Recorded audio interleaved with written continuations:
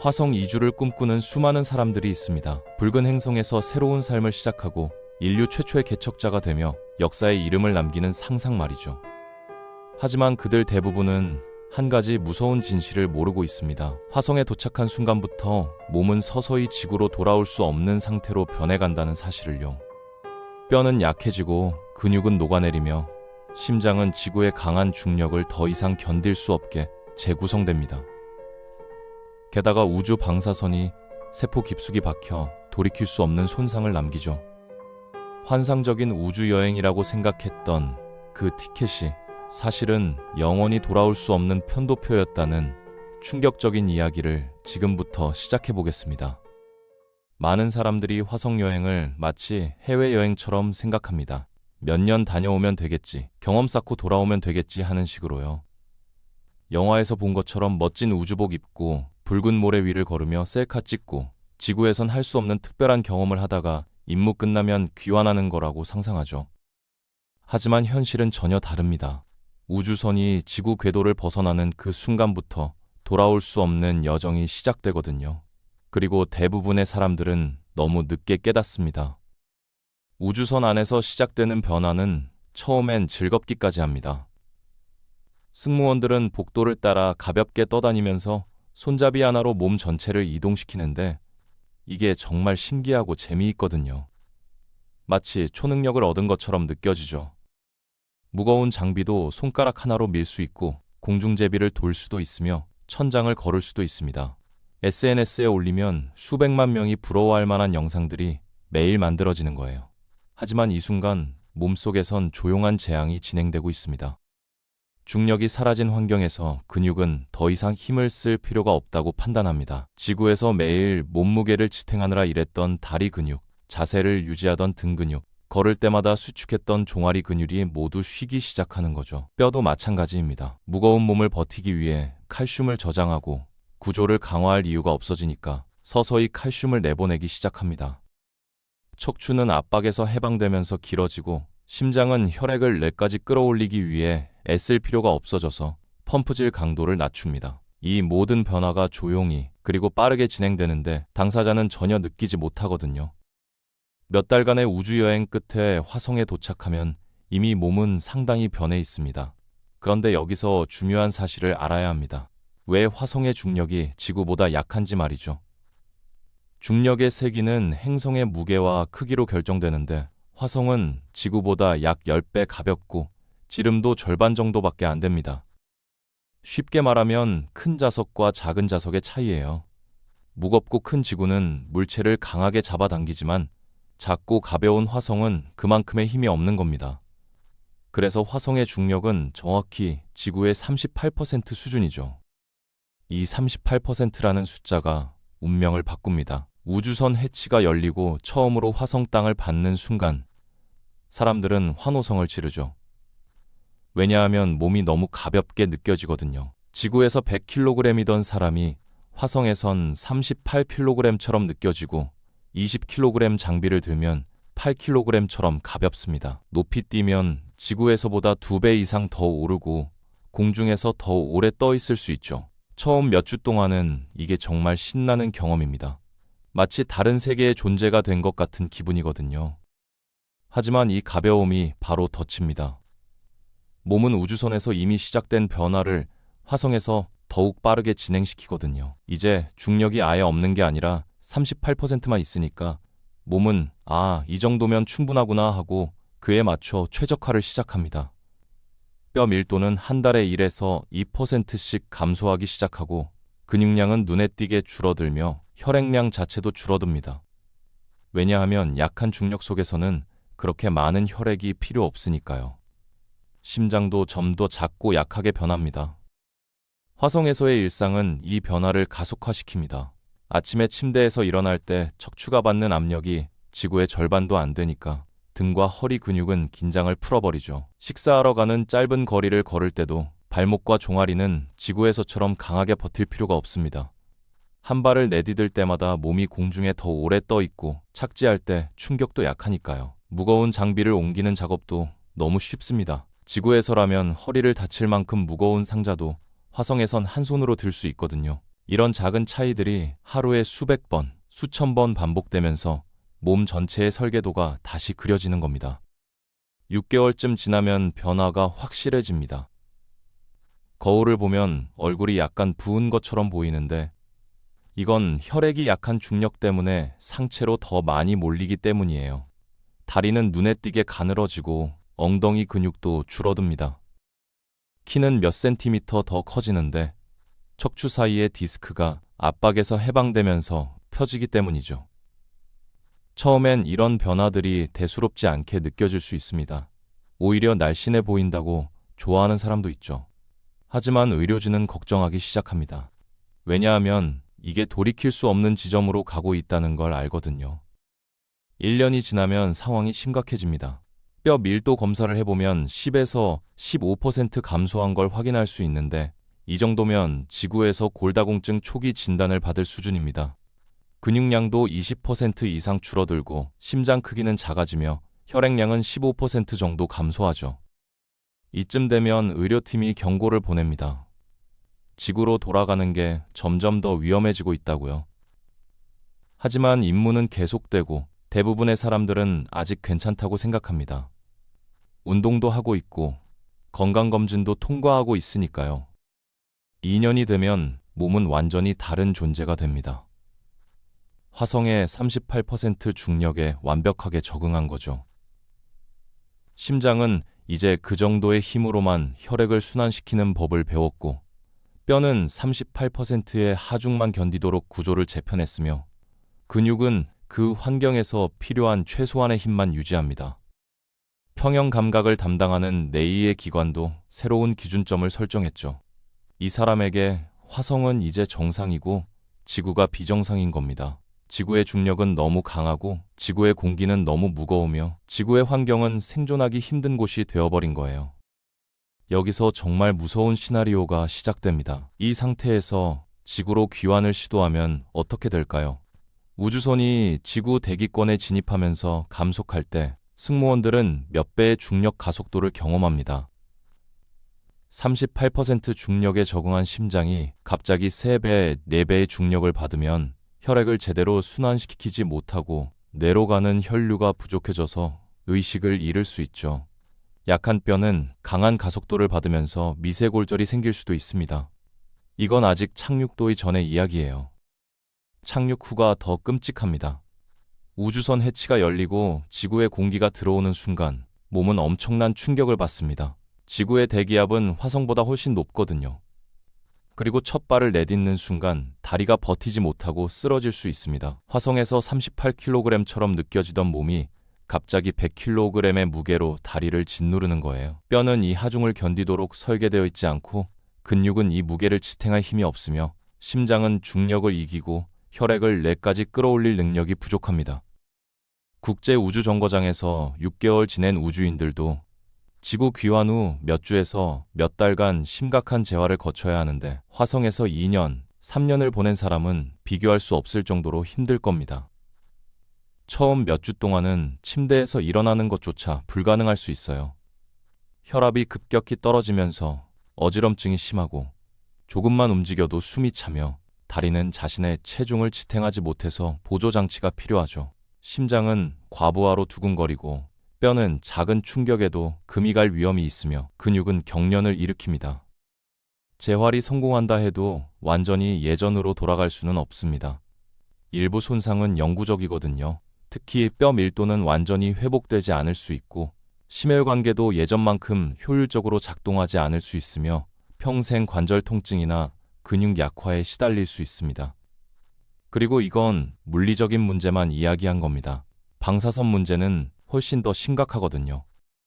지구에선 자기장과 두꺼운 대기가 우주에서 날아오는 고에너지 입자들을 막아줍니다. 하지만 화성엔 자기장이 없고 대기도 지구의 1%밖에 안 돼요. 태양에서 날아오는 고에너지 입자들과 은하 우주선이라 불리는 방사선이 거의 그대로 표면까지 도달합니다. 이 방사선은 눈에 보이지도 않고 느껴지지도 않지만 몸속 세포 하나하나를 통과하면서 DNA에 상처를 냅니다. 처음엔 몸의 복구 시스템이 이걸 고치지만 매일매일 쌓이는 손상은 복구 능력을 압도해버리죠. 화성에서 1년을 보내면 지구에서 평생 받을 방사선보다 많은 양에 노출됩니다. 2년이면 2배, 3년이면 3배죠. 이게 무슨 의미인지 아시나요? 암 발생 확률이 기하급수적으로 올라간다는 겁니다. 특히 백혈병, 폐암, 위암 같은 암의 위험이 크게 증가하고 심혈관 질환 가능성도 높아지며 백내장이 생길 확률도 급증합니다. 더 무서운 건 중추신경계 손상인데 방사선이 뇌세포를 파괴하면서 기억력 감퇴, 인지 능력 저하, 심지어 성격 변화까지 일으킬 수 있거든요.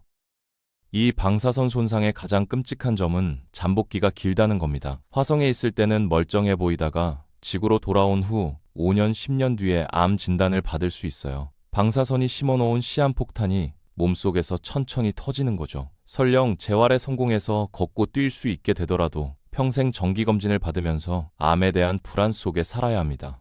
그리고 치료받을 수 있다는 보장도 없어요. 왜냐하면 방사선으로 인한 일반 암보다 치료가 어렵거든요. 화성 먼지도 생각보다 훨씬 위협적입니다. 지구의 모래나 흙과 전혀 다르거든요. 화성 먼지는 수백만 년 동안 풍화작용을 거치지 않아서 극도로 날카롭고 크기도 엄청나게 미세합니다. 게다가 정전기 때문에 모든 표면에 달라붙어서 제거하기가 정말 어려워요. 밖에서 작업하고 기지로 돌아올 때 아무리 털어내고 청소해도 이 먼지가 실내로 들어옵니다. 에어락을 거치고 필터를 통과하고 모든 조치를 취해도 완벽하게 막을 수는 없죠. 이 먼지를 몇 년 동안 들이마시면 폐에 심각한 문제가 생깁니다. 날카로운 입자들이 폐 조직 깊숙이 박혀서 만성염증을 일으키거든요. 마치 성면이나 탄광먼지와 비슷한 효과예요. 시간이 지나면 폐 기능이 떨어지고 숨쉬기가 힘들어지며 기침이 멈추지 않습니다. 게다가 화성먼지에는 과염수환염이라는 화학물질이 들어있는데 이게 갑상선 기능을 방해할 수 있어요.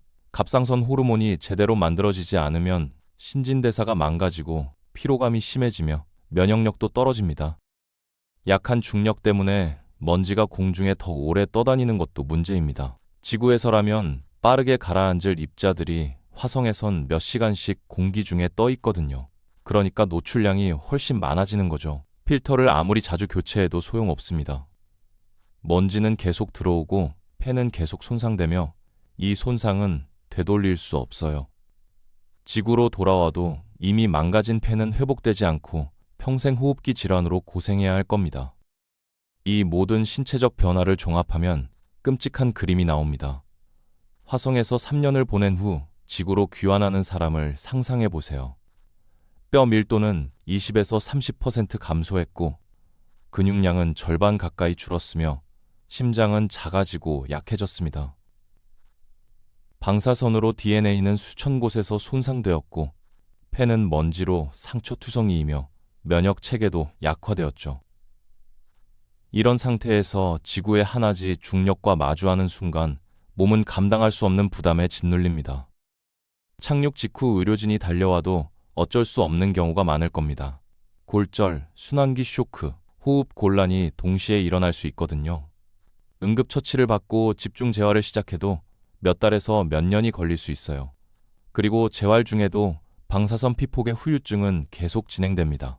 몸속 깊은 곳에서 세포 변이가 일어나고 언젠가 암으로 발현될 위험이 항상 도사리고 있죠. 이게 화성 여행의 대가입니다.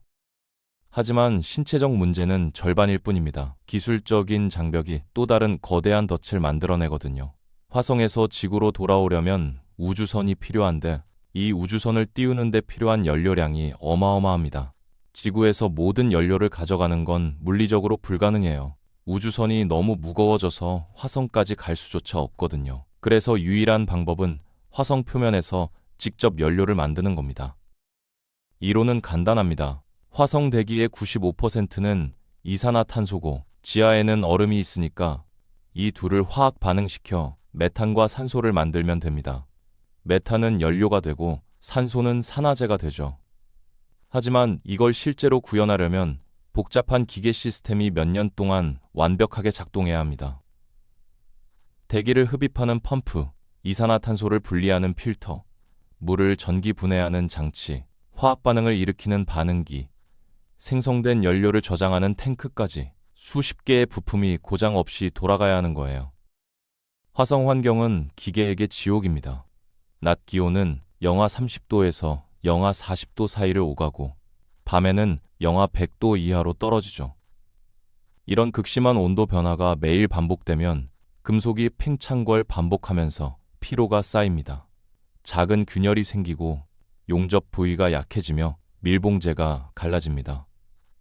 몇 달만 지나도 여기저기서 누출이 발생하고 1년이 지나면 주요 부품이 고장날 확률이 급격히 올라가죠. 화성 먼지는 기계에게도 악몽입니다. 미세한 입자들이 관절 부위에 끼어들어서 움직임을 방해하고 센서를 덮어서 오작동을 일으키며 전기 접점을 부식시킵니다. 냉각 시스템의 방열판이 먼지로 막히면 열을 제대로 방출하지 못해서 과열되고 필터는 금방 막혀버려서 자주 교체해야 하죠. 문제는 예비 부품이 한정되어 있다는 겁니다. 지구에서 가져온 부품이 떨어지면 끝이에요. 현지에서 만들 수도 없고 추가로 보내달라고 해도 몇 년이 걸립니다. 더 큰 문제는 귀환선 자체의 내구성입니다. 이 우주선은 승무원들이 도착하기 전에 미리 보내져야 하거든요. 왜냐하면 연료를 만드는데 시간이 오래 걸리니까요. 그 말은 우주선이 2년에서 3년 동안 아무도 관리하지 않는 상태로 화성 표면에 서 있어야 한다는 뜻입니다. 그 긴 시간 동안 모래폭풍을 견뎌야 하고 극한의 온도를 버텨야 하며 먼지와 방사선에 노출되어야 하죠. 모래폭풍은 몇 주에서 몇 달씩 계속될 수 있습니다. 우주선을 덮은 먼지가 태양 전지판을 가려서 전력 생산이 중단되고 배터리가 바닥나면 난방이 꺼져서 내부 온도가 급격히 떨어지죠. 극저온에서 연료 탱크가 얼어붙고 배관이 터지며 전자 부품이 손상될 수 있습니다. 폭풍이 지나가도 문제는 남아요. 우주선 외벽에 쌓인 먼지를 제거할 방법이 없고 손상된 부분을 수리할 사람도 없거든요. 단 하나의 부품 고장이 전체 임무를 무너뜨릴 수 있습니다. 연료 생산 시스템의 밸브 하나가 고장나면 연료를 만들 수 없고 우주선의 엔진 하나가 문제가 생기면 이륙할 수 없으며 통신 안테나가 손상되면 지구와 교신조차 할 수 없습니다. 그리고 예비 우주선 같은 건 없어요. 비용도 비용이지만 2대를 보낼 만한 발사 여력이 없거든요. 하나뿐인 탈출구가 막히면 그걸로 끝입니다. 시간도 적입니다. 지구와 화성의 궤도는 계속 움직이는데 두 행성이 가까워지는 시기는 약 2년에 한 번씩만 옵니다. 이 시기를 놓치면 연료 소비가 너무 많아져서 귀환이 불가능해지죠. 그러니까 발사 시기는 정해져 있고 그 시간에 맞춰 모든 게 완벽하게 준비되어 있어야 합니다. 우주선은 작동해야 하고 연료는 가득 차 있어야 하며 승무원들은 건강해야 하죠. 하나라도 문제가 있으면 발사를 미뤄야 하는데 그럼 다음 기회까지 2년을 더 기다려야 합니다. 그 2년 동안 무슨 일이 벌어질까요? 식량과 물은 충분할까요? 산소 발생기는 계속 돌아갈까요? 생명 유지 시스템은 고장나지 않을까요? 2년을 더 버티면 방사선 피폭은 더 심해지고 몸은 더 약해지며 정신적 스트레스는 극에 달합니다. 그리고 다음 발사 기회에도 문제가 생기면 또 2년을 기다려야 하는 거예요. 이렇게 한두 번 놓치다 보면 어느 순간 귀환이 물리적으로 불가능한 지점을 넘어서게 됩니다. 지구와의 통신 지연도 큰 문제입니다. 화성과 지구 사이의 거리는 계속 변하는데 가까울 때는 4분, 멀 때는 24분 정도 걸려요. 왕복하면 최소 8분에서 최대 48분이 걸리는 거죠. 그 말은 긴급 상황이 발생해도 지구의 도움을 즉시 받을 수 없다는 뜻입니다. 발사 카운트다운 중에 문제가 생기면 지구 관제센터에 물어보고 답을 들을 때까지 최소 8분을 기다려야 해요. 그 사이에 상황이 악화될 수 있고 최악의 경우 발사 기회를 놓칠 수도 있죠. 결국 승무원들은 스스로 모든 결정을 내려야 합니다. 문제를 진단하고 해결책을 찾고 실행하는 모든 과정을 혼자 해내야 하는 거예요. 하지만 그들이 가진 건 제한된 도구, 제한된 부품, 제한된 지식뿐입니다. 매뉴얼에 없는 상황이 벌어지면 즉흥적으로 대처해야 하는데 실수 한 번이 생명을 위협할 수 있거든요. 이런 엄청난 압박 속에서 완벽한 판단을 내리기란 거의 불가능합니다. 화성의 얇은 대기도 이륙을 어렵게 만듭니다. 지구 대기의 1%밖에 안 되니까 공기 역학적 양력을 거의 받을 수 없어요. 그 말은 엔진이 모든 추진력을 직접 만들어내야 한다는 뜻이죠. 조금이라도 계산이 틀리거나 엔진 출력이 예상보다 낮으면 궤도에 진입하지 못하고 추락할 수 있습니다. 두꺼운 대기가 있으면 비행 경로를 수정할 여유라도 있는데 화성에선 그런 여유가 없어요. 한 번에 완벽하게 성공해야 합니다. 이 모든 기술적 위험 요소들이 겹치면서 기환 계획은 점점 더 불확실해집니다. 우주선 제작사나 우주기관에서 아무리 철저하게 준비해도 실제 상황에서는 예상치 못한 문제가 터지거든요. 역사상 화성에 보낸 탐사선 중 절반 이상이 실패했다는 사실을 기억해야 합니다. 무인 탐사선도 그 정도인데 사람을 태운 귀환선이 완벽하게 작동할 거라고 누가 보장할 수 있을까요? 그런데 가장 무서운 덫은 따로 있습니다. 바로 마음의 변화죠. 화성에서 몇 년을 보내다 보면 사람들은 서서히 그곳에 뿌리를 내리기 시작합니다. 처음엔 모든 게 낯설고 두렵지만 매일 똑같은 루틴을 반복하다 보면 그게 일상이 되거든요. 아침에 일어나서 시스템을 점검하고 동료들과 식사하며 할당된 임무를 수행하고 저녁엔 함께 모여 이야기를 나눕니다. 이 반복이 안정감을 만들어내요. 지구와의 연결은 점점 약해집니다. 메시지를 보내도 답장이 몇 분에서 몇십 분 늦게 오니까 실시간 대화가 불가능하죠. 친구나 가족과 영상통화를 해도 그 시간차 때문에 어색함이 생깁니다. 상대방이 질문하면 답하기까지 몇 분을 기다려야 하고 자연스러운 대화 흐름이 끊기거든요. 게다가 지구에 있는 사람들의 삶은 계속 흘러갑니다.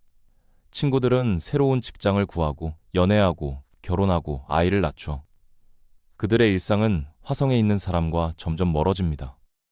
반면 화성에서의 경험은 너무나 강렬합니다. 생존 자체가 매일의 과제고 작은 성공 하나하나가 큰 의미를 가지거든요. 온실에서 처음 토마토가 열렸을 때, 물 재활용 시스템이 목표 효율을 달성했을 때, 모래 폭풍을 무사히 견뎌냈을 때, 이런 순간들이 강한 유대감을 만들어냅니다. 함께 위기를 극복한 사람들끼리는 말하지 않아도 이해하는 무언가가 생기죠. 그 연결은 지구에 있는 어떤 관계보다 깊어질 수 있습니다. 더 중요한 건 존재의 의미입니다. 화성에선 모든 사람이 절대적으로 필요해요. 엔지니어가 없으면 시스템을 고칠 수 없고, 의사가 없으면 부상을 치료할 수 없으며, 생물학자가 없으면 식량을 키울 수 없습니다. 자신이 하는 일이 팀 전체의 생존과 직접 연결되어 있다는 걸 매일 느끼는 거죠. 이런 명확한 목적 의식은 지구에서 찾기 힘듭니다. 지구에선 대체 가능한 존재였지만 화성에선 대체 불가능한 핵심입니다. 몇 년이 지나면 정체성이 바뀌기 시작합니다. 자신을 지구에서 온 방문객이라고 생각하던 사람이 어느새 화성 거주민이라고 느끼게 되는 거예요. 붉은 하늘이 익숙해지고 약한 중력이 편해지며 작은 기지가 집처럼 느껴집니다. 지구는 점점 더 먼 기억 속의 장소가 되죠. 뉴스에서 지구의 정치나 사회 문제를 들어도 실감이 나지 않고 오히려 저런 걸로 싸우고 있구나 하는 생각이 들 수 있습니다. 화성 생활만의 독특한 문화도 생겨납니다. 첫 모래폭풍을 기념하는 날, 온실의 첫 수알, 첫 수확을 축하하는 의식, 고장난 장비를 고칠 때 농담, 잠들기 전 나누는 이야기 시간 같은 것들이 전통이 되죠. 이런 작은 의식들이 쌓이면서 그들만의 정체성이 만들어집니다. 지구에서 온 사람들이 아니라 화성을 개척하는 새로운 공동체가 되는 거예요. 그러다 결정의 순간이 옵니다. 귀환선이 준비되고 발사 시기가 다가오며 지구로 돌아갈 수 있는 모든 조건이 갖춰졌을 때 정말 떠나고 싶을까요? 몸은 이미 화성에 맞춰 변했습니다. 지구로 가면 몇 달간 고통스러운 재활을 받아야 하고 평생 후유증을 안고 살아야 하며 방사선 피폭으로 암에 걸릴 위험도 높죠. 마음은 이곳 사람들과 깊이 연결되어 있습니다. 함께 생사를 넘나든 동료들, 서로를 완벽하게 이해하는 친구들, 이들과 헤어지는 게 정말 쉬울까요? 삶의 의미도 문제입니다. 화성에선 매일이 중요하고 자신의 역할이 명확하며 하는 일이 직접적인 가치를 만들어냅니다. 지구로 돌아가면 다시 평범한 사람이 되죠. 화성 경험이 특별하긴 하겠지만 일상은 다시 반복되고 목적의식은 흐려질 겁니다. 그 공허함을 견딜 수 있을까요? 한번 거대한 목표를 가지고 살아본 사람이 다시 작은 일상으로 돌아가는 게 가능할까요? 윤리적 딜레마도 생깁니다. 자신이 떠나면 남은 팀의 부담이 커지거든요. 특히 전문 기술을 가진 사람이 떠나면 그 빈자리가 커요. 다음 보급선이 올 때까지 몇 년을 기다려야 할 수도 있고 그 사이에 문제가 생기면 대처할 사람이 없을 수도 있습니다. 팀 전체의 생존 확률이 낮아지는데 자기 선택을 밀고 나갈 수 있을까요? 개인의 자유와 공동체의 안전 사이에서 어떤 선택을 해야 할까요? 결국 많은 사람들이 남기로 결정할 겁니다. 몸도 마음도 이미 화성의 일부가 되었으니 억지로 지구로 돌아가서 고통받는 것보다 여기서 의미 있는 삶을 계속 살겠다고요. 처음엔 탐험으로 시작된 여행이 어느새 이주가 되고 임시 체류가 영구 정착이 되며 방문객이 개척자로 변하는 겁니다. 그리고 그 순간 화성은 더 이상 먼 행성이 아니라 그들의 고향이 됩니다. 이게 바로 화성 여행이 편도 티켓이 되는 진짜 이유입니다. 기술적으로 불가능해서가 아니에요. 돌아가고 싶지 않아서죠. 몸이 거부하고 마음이 거부하며 이성이 거부합니다. 지구는 과거가 되고 화성이 미래가 되는 겁니다. 환상적인 우주 모험을 꿈꿨던 사람들이 결국 영원히 돌아올 수 없는 곳에 스스로를 가두게 되는 거예요. 여러분이라면 어떤 선택을 하시겠습니까?